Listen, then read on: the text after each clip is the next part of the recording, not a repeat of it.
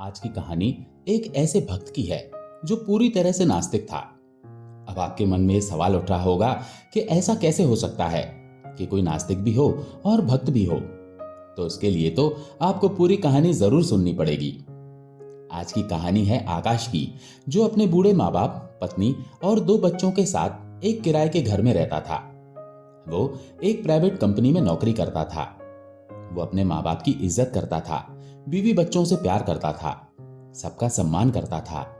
हाँ, ये बात अलग है कि भगवान की पूजा नहीं करता था, मंदिर नहीं जाता था और कभी किसी तरह का कोई दान पुण्य भी नहीं करता था। एक दिन की बात है, सुबह के तकरीबन 7 बजे का समय था। आकाश के घर की घंटी बजती है। आकाश ने दरवाजा खोला तो सामने मकान मालिक खड़े थे। मकान मालिक ने थोड़ा कठोर शब्दों में कहा, आप हमारा मकान खाली क्यों नहीं कर देते? जब आपको हमारा 3 महीने का किराया नहीं देना तो बैठे क्यों हो? आकाश ने कहा, सेठ जी थोड़ा आराम से बोलो, घर में सब लोग सुन रहे हैं। मकान मालिक कहता है, वाह भाई वाह, मकान मेरा, किराया मेरा तुम दे नहीं रहे और मैं थोड़े से नीचे सर में बात करूं? आकाश बाबू, मैं पागल नहीं हूं। 2 दिन में मकान खाली कर दो, नहीं तो किराया दे दो। आकाश कहता है, सेठ जी मैं आपके पैसे 2 दिन में दे दूंगा। घर में अंदर किसी को नहीं पता कि बाहर क्या हुआ है। आकाश जैसे ही अंदर पहुंचा तो घर के अंदर का भी माहौल थोड़ा ठीक नहीं था। उसकी पत्नी बड़े गुस्से में बैठी हुई थी। उसको देखकर आकाश पूछता है, अब तुम्हारा मुंह क्यों लटका हुआ है? आकाश की पत्नी कहती है, बच्चों के स्कूल से मैडम का फोन आया था। उन्होंने कहा था कि अब स्कूल तो अभी फिलहाल खुलेंगे नहीं, लेकिन ऑनलाइन क्लासेस अगले हफ्ते से शुरू होने वाली हैं। आकाश उसकी बात काटते हुए पूछता है कि ऑनलाइन क्लासेस शुरू हो गई हैं? मैं समझा नहीं। तो पत्नी ने बताया कि अब से बच्चे मोबाइल पर पढ़ेंगे और मैडम अब मोबाइल पर पढ़ाएंगी। आकाश ये सुनकर कहता है, तो इसके लिए मुझे नया फोन भी लेना पड़ेगा। तो आकाश की मम्मी पापा मजाक उड़ाते हैं कि बेटा नया फोन तो लेना ही पड़ेगा, क्योंकि तेरे फोन पर तो चारों तरफ टेप लग रही है, आधा टूटा हुआ है, समझ भी नहीं आएगा कि मैडम दिख रही हैं कि चुड़ैल। और फिर सब लोग हंसने लग जाते हैं।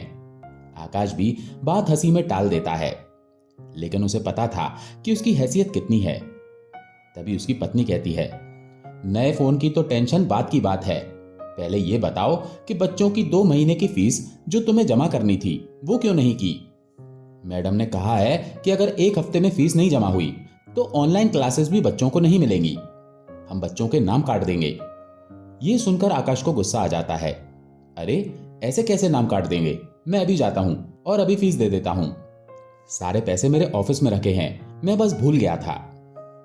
असल में ऑफिस में कोई पैसे नहीं रखे थे, बस घर वालों का मन रखने के लिए उसने झूठ बोल दिया।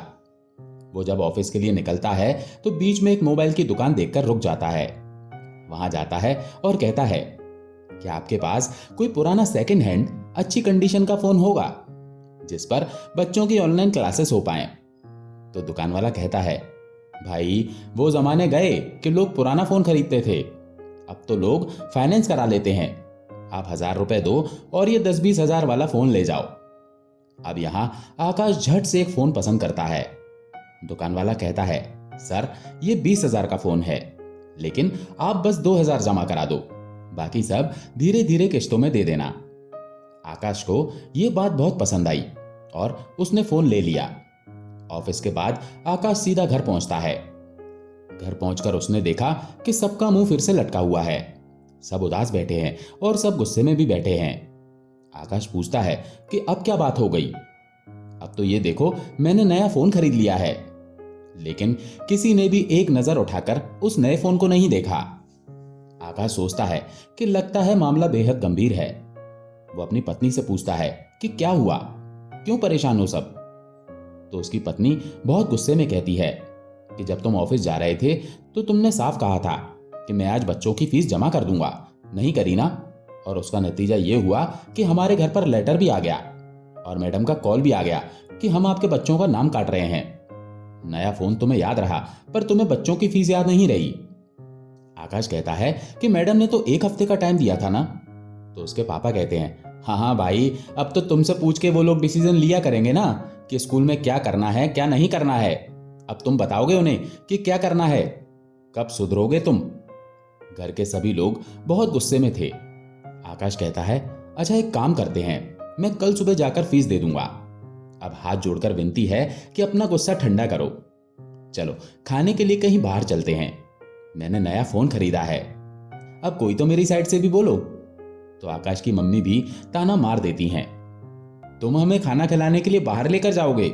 मुझे तो याद नहीं कि हम सब आखिरी बार कब गए थे।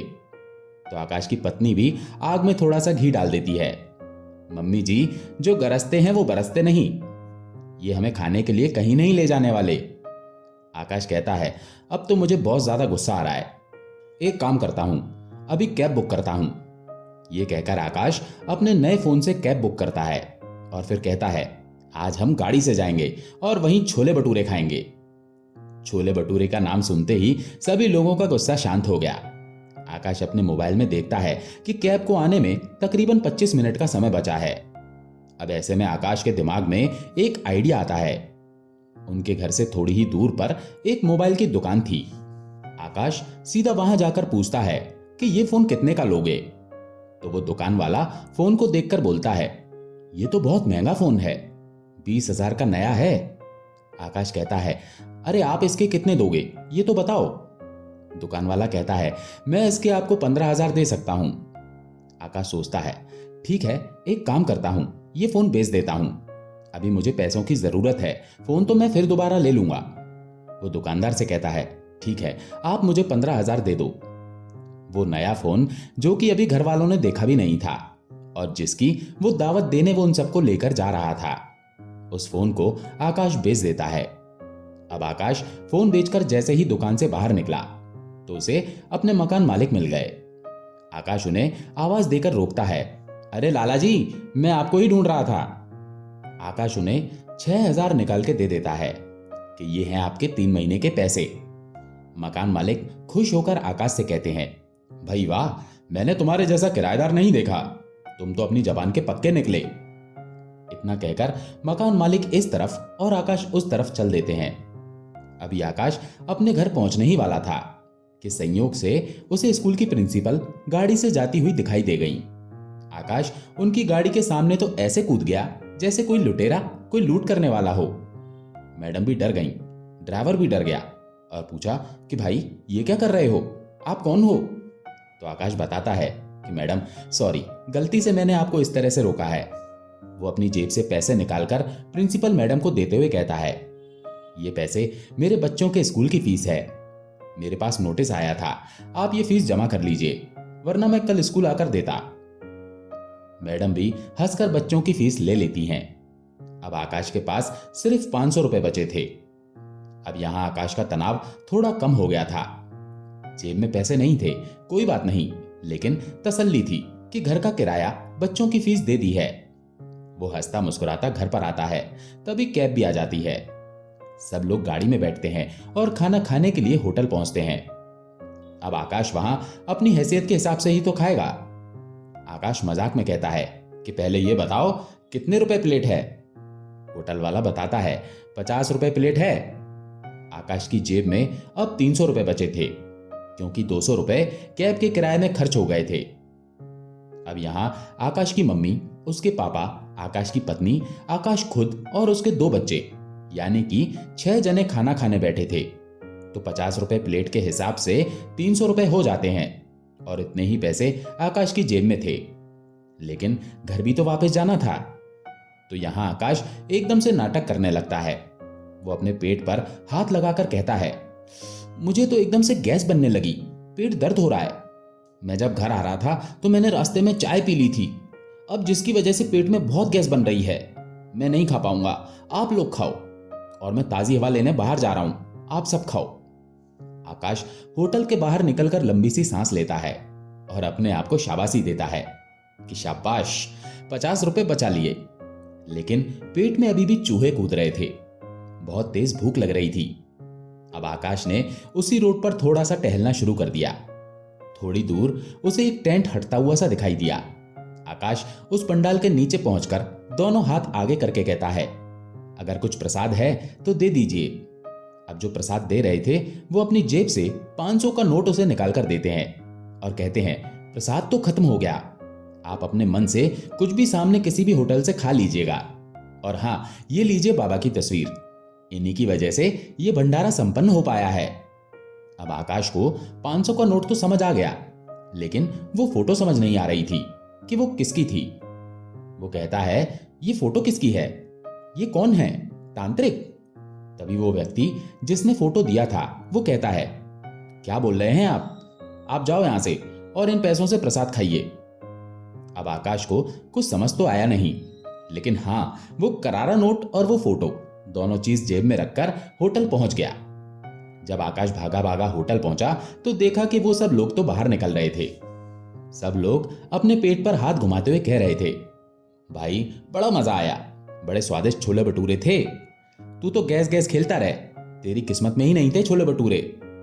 आकाश हंसता है और पापा से कहता है कि ठीक है, आपकी किस्मत तो है ना, आप खाओ दबाकर छोले भटूरे। कुछ ही देर में पूरा परिवार घर आ चुका था।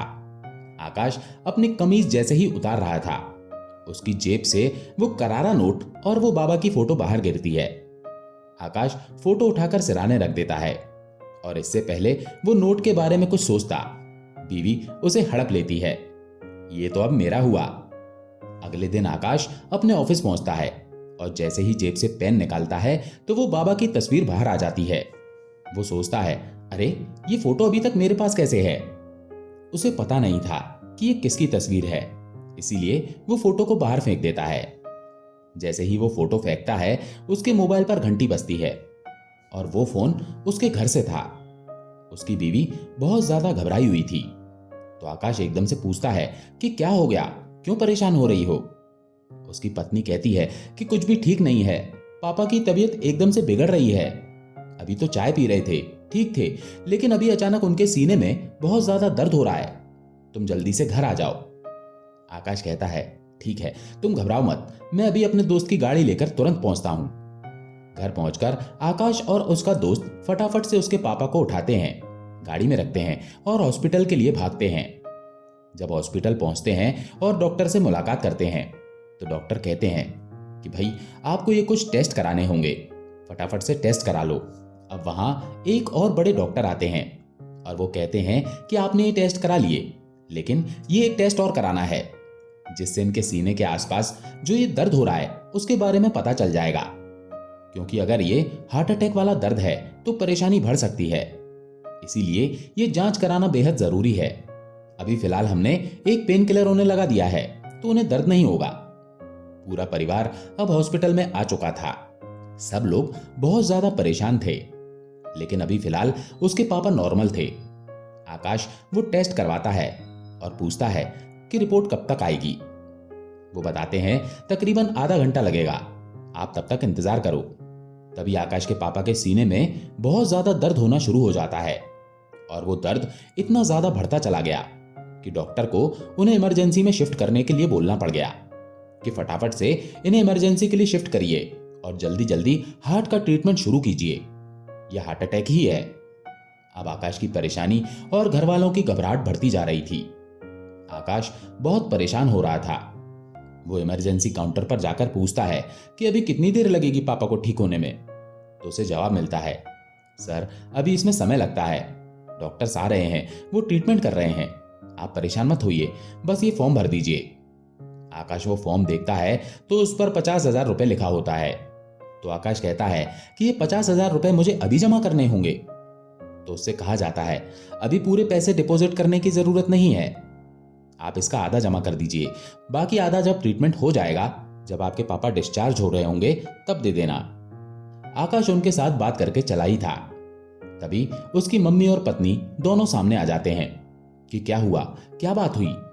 तो आकाश कहता है, परेशान मत हो, बस यहाँ कुछ पैसे जमा करने हैं और मैं अब उसी के लिए जा रहा हूं। तो आकाश की मम्मी उसे 30,000 रुपए देती हैं और पूछती हैं कि इन पैसों में कुछ हो पाएगा बेटा। आकाश पूछता है, इतना पैसा कैसे आया? तो आकाश की मम्मी बोलती हैं कि मैं और तेरी पत्नी हम दोनों मिलकर थोड़ा थोड़ा करके पैसे जमा करते हैं। ये सुनकर आकाश की जान में जान आ गई। जब आकाश इमरजेंसी के अंदर झांक कर देखता है तो उसके पापा एकदम से नॉर्मल हो गए थे। तभी डॉक्टर बाहर आते हैं। आकाश डॉक्टर से पूछता है कि क्या हुआ। तो वो कहते हैं कि अभी इन्हें दर्द तो नहीं हो रहा है, लेकिन हम आपको साफ बता देते हैं कि अभी खतरा टला नहीं है। उसकी मम्मी उसके पास जाती हैं और कहती हैं कि एक काम कर बेटा, तू बाहर जा और कुछ चाय नाश्ता कर ले। आकाश भी अपना मन हल्का करने के लिए हॉस्पिटल के बाहर एक चाय के टपरे पर चाय पीने के लिए बैठ जाता है। आकाश वहां चाय पी ही रहा था, तभी एक बहुत लंबी सी गाड़ी वहां आकर रुकती है और उसमें से एक बहुत ही भारी भरकम गोल मटोल आदमी एक सेठ जी उतरते हैं। वो सेठ जी चकाचक कुर्ता पजामा पहने थे। उनके गले में बहुत सारी सोने की चेन, हाथों में अंगूठियां और चेहरे पर लाली थी। वो चाय वाले से बोलते हैं, अरे लाला, मेरी अदरक वाली चाय बना दे और कुल्हड़ में पीऊंगा, और कहकर आकाश के पास ही बैठ जाते हैं। आकाश परेशान था, उसे किसी से कोई मतलब नहीं था, लेकिन चाय पीते पीते जब इधर उधर उसकी नजरें जा रही थी, तभी देखता है कि यह आदमी जिस गाड़ी से उतरा है उस गाड़ी में भी उस तांत्रिक की फोटो लग रही है। यहां सेठ जी थोड़े से परेशान हो जाते हैं कि मेरी गाड़ी में देखकर इसका मूड क्यों खराब हुआ। सेठ जी पूछ लेते हैं, बेटा क्या बात हो गई? लाला, सुबह सुबह बड़ा परेशान दिख रहा है तू, क्या बात हो गई बता मुझे। फिर आकाश बोलता है, मैं परेशान हूं इस तांत्रिक की वजह से। मेरा घर बेकार कर दिया, मेरे बच्चे स्कूल से निकल जाते हैं, और तो और मेरे पापा हॉस्पिटल पहुंच गए हैं इसकी वजह से। अब वो सीधे अपनी गाड़ी में जाते हैं, फिर हैरानी से बोलते हैं, मेरी गाड़ी के तांत्रिक की वजह से? मेरी गाड़ी में कौन सा तांत्रिक है? आकाश बोलता है, ये जो है ना, ये अंदर, यही तांत्रिक है, इसने मेरा घर बर्बाद कर दिया। अब सेठ जी अपने ड्राइवर को घूर घूर कर देखते हैं और कहते हैं, अरे तूने कब तांत्रिक बनना शुरू कर दिया भाई? तू तांत्रिक है? सेठ जी का ड्राइवर हाथ जोड़कर बोलता है, सेठ जी कैसी बातें कर रहे हैं आप? मजाक करने को मैं ही मिला हूं सुबह सुबह। सेठ जी आकाश से पूछते हैं, मेरी गाड़ी में तांत्रिक कहाँ है बेटा, बताएगा? गाड़ी में तो मेरा ड्राइवर बैठा है, ये तुझे तांत्रिक दिख रहा है? अब आकाश बोलता है कि मैं इस ड्राइवर की बात नहीं कर रहा, मैं इस तांत्रिक की जिसकी फोटो लगा रखी है ना, मैं इसकी बात कर रहा हूं। अब सेठ जी की हंसी तो बंद ही नहीं हो रही थी। तुझसे किसने कहा कि ये तांत्रिक की तस्वीर है? अरे पगले, ये खाटू श्याम बाबा की तस्वीर है, तू इन्हें नहीं जानता? आकाश बोला, नहीं मैंने नहीं जानता। सेठ जी ने कहा, अच्छा ये बता कि तू परेशान क्यों है? मैं तेरी परेशानी 1 मिनट में दूर कर दूंगा, तू मुझे अपनी परेशानी बता। कोई परिवार का सदस्य हॉस्पिटल में है ना, इसलिए परेशान है तू? वो कहता है, हाँ मेरे पापा एडमिट हैं और अभी मैं 30,000 रुपए देकर आया हूं और मुझे 20-25 हजार और देने हैं। अब यहां सेठ जी बोलते हैं, बस इतनी सी बात, 20-25 हजार? तू एक काम कर, 30,000 भी वहां से वापस ले ले, और ये मेरा कार्ड है, ये रख अपने पास, जितने भी पैसे लगेंगे मैं दे दूंगा। तेरी एक समस्या तो खत्म। एक काम कर ड्राइवर, तू बाहर निकल गाड़ी से, और बेटा तू गाड़ी में बैठ, शीशे बंद कर और आंख बंद करके हाथ जोड़कर बाबा से जो मन में है वो बोल दे। तेरी बात अभी के अभी सच्ची होगी, पूरी होगी। खाटू श्याम बाबा से सच्चे मन से जो मांगता है उसे मिलता है। तो एक बार ये काम कर।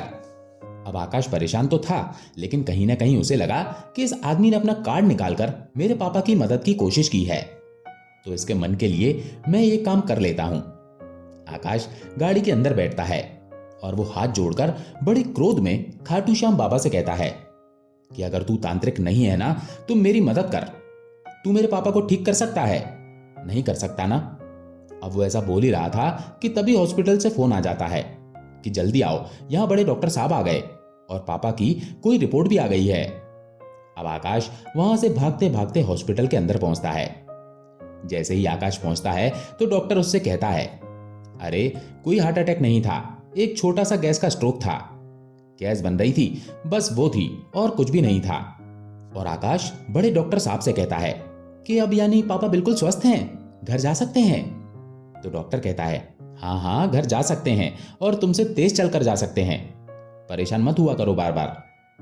अब सभी घर वाले भी खुश थे क्योंकि अब परेशानी टल चुकी थी। अब वो भागा भागा जब बाहर जा रहा था, तभी वो देखता है कि सेठ जी अपनी गाड़ी में बैठकर जाने ही वाले थे। वो सेठ जी को आवाज देता है, सेठ जी 1 मिनट रुकिए। सेठ जी कहते हैं, हाँ बेटा क्या बात हो गई, सब ठीक तो है? पहले ये बता तेरे पापा कैसे हैं? वो उनके पैर छूता है और कहता है, सच में मुझसे गलती हो गई। ये कोई तांत्रिक नहीं है, मुझे लगता है ये कोई भगवान है। अब सेठ जी फिर से हंस पड़े। अरे तुझे अभी भी लग रहा है? एक काम कर, तुझे अभी यकीन नहीं हो रहा। मैंने तुझे कार्ड दिया था, वो मेरे ट्रांसपोर्ट का कार्ड था। हमारी गाड़ियां चलती हैं, तू एक गाड़ी ले और खाटू श्याम बाबा होकर आ। तू जा अपने परिवार को लेकर। और हाँ, एक काम कर, ये ले, मेरे पास एक खाटू श्याम बाबा की तस्वीर है, ये ले, जाकर इसे घर में रख और जो तेरे मन में हो बाबा से कह दे, बाबा पूरी करेंगे, ठीक है? और ये कोई तांत्रिक नहीं है बेटा। आकाश बहुत शर्मिंदा होता है और हाथ जोड़कर माफी मांगता है और तस्वीर को देखकर कहता है कि आज के बाद तुम ही मेरा सहारा हो, क्योंकि तुमने मेरा जीवन, मेरा अस्तित्व दोनों बचा लिया। तो दोस्तों, आशा है ये कहानी आपको पसंद आई होगी। अगर पसंद आई हो तो वीडियो को लाइक करके कमेंट में जय श्री श्याम जरूर लिखें। चैनल पर अगर पहली बार आए हैं तो चैनल को सब्सक्राइब जरूर करें। जय श्री श्याम।